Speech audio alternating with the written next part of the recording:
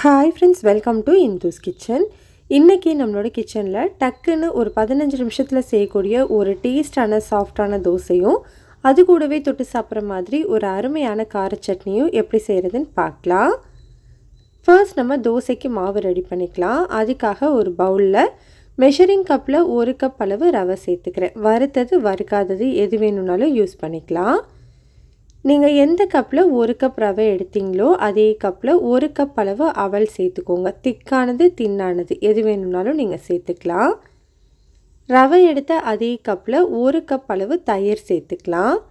இப்போ இது எல்லாத்தையுமே நல்லா மிக்ஸ் பண்ணி கொடுத்துக்கோங்க. மிக்ஸ் பண்ணிவிட்டு இது கூட ஒரு அரை கப் அளவு தண்ணி சேர்த்து நல்லா ஈவனாக கலந்து கொடுத்துக்கலாம். மாவை இந்த மாதிரி நல்லா கலந்து விட்டதுக்கு அப்புறமா இது அப்படியே ஒரு மூடி போட்டுட்டு ஒரு 15 நிமிஷத்துக்கு அப்படியே வச்சுக்கோங்க. இது ஊறட்டும். இது ஊறுற டைமுக்குள்ளே இதுக்கான சட்னி நம்ம ரெடி பண்ணி எடுத்துடலாம். அதுக்காக ஒரு பவுலில் ஒரு 20 வரமிளகாயை சுடு தண்ணியில் 10 நிமிஷமாக ஊற வச்சுருக்கேன். மிளகாயை இந்த மாதிரி ஊற வச்சுட்டு அரைச்சோம் அப்படின்னா சட்னி நல்லா நைஸாக கிடைக்கும். சப்போஸ் உங்களுக்கு காரம் அதிகமாக இருக்குது அப்படின்னு தோணுச்சுன்னா நீங்கள் மிளகாயோட அளவை கம்மி பண்ணிக்கலாம். அப்படி இல்லைன்னா மிளகாயை ஊற வைக்கிறதுக்கு முன்னாடியே உள்ளே இருக்கிற விதை எல்லாத்தையுமே எடுத்துட்டு அதுக்கப்புறமா ஊற வச்சிங்க அப்படின்னா காரம் கம்மியாக இருக்கும். இப்போ ஊற வச்ச மிளகாயை ஒரு மிக்ஸி ஜாரில் சேர்த்துட்டு இது கூட ஒரு 8 பல்லு பூண்டை தோலோடவே சேர்த்துக்கலாம்.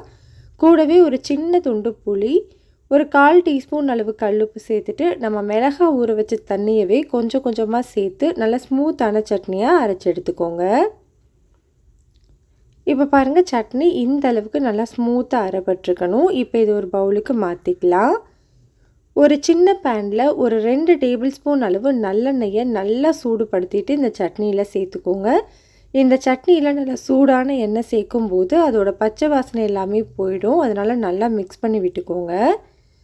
அவ்வளோதான், நம்மளுக்கு சூப்பரான கார சட்னி ரெடி ஆகிடுச்சு. இது இந்த தோசைக்கு மட்டும் கிடையாது, நார்மலான இட்லி, தோசை, சப்பாத்தியோடவும் ரொம்ப நல்லாயிருக்கும். சட்னி இருக்கட்டும், நம்ம ஊற வச்சுருந்தோம் இல்லையா, ஒரு 15 நிமிஷத்துக்கு அப்புறமா இதை ஓப்பன் பண்ணி நல்லா மிக்ஸ் பண்ணிவிட்டு இதை ஒரு மிக்ஸி ஜாருக்கு மாற்றி வச்சுருக்கேன். இப்போ இது கூட மெஷரிங் கப்பில் 1 கப் அளவு தண்ணி சேர்த்து நல்லா ஸ்மூத்தான மாவை அரைச்சி எடுத்துக்கலாம். பாருங்கள், மாவு இந்த அளவுக்கு ஸ்மூத்தாக அரைச்சிருக்கணும், நல்லா வலுவலுன்னு இருக்கணும்.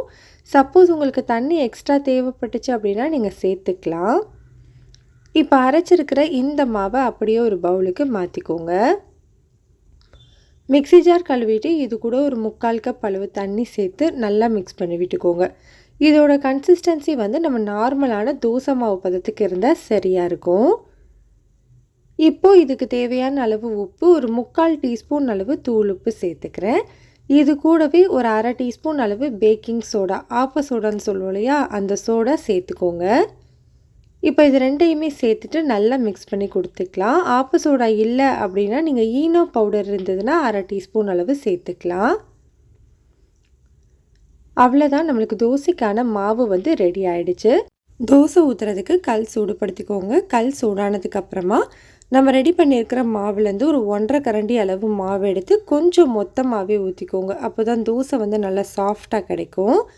இந்த மாதிரி நீங்கள் ஊற்றின உடனே நல்லா பபிள்ஸாக வர ஆரம்பிக்கும். அந்த ஸ்டேஜில் ஒரு அரை டீஸ்பூன் ஆயில் ஊற்றிட்டு இப்போது இதை ஒரு மூடி போட்டு ஸ்டவ்வை மீடியம் ஹீட்டில் வச்சு ஒரு 3 நிமிஷத்துக்கு வேக வச்சுக்கலாம்.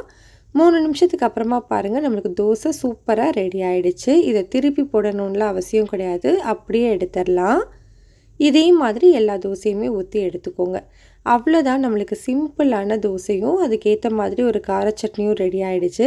கட்டாயம் ட்ரை பண்ணி பாருங்கள், ரொம்ப நல்லாயிருக்கும். ரெசிபி உங்களுக்கு பிடிச்சிருந்ததுன்னா லைக் பண்ணி, ஷேர் பண்ணி, சப்ஸ்கிரைப் பண்ணிக்கோங்க.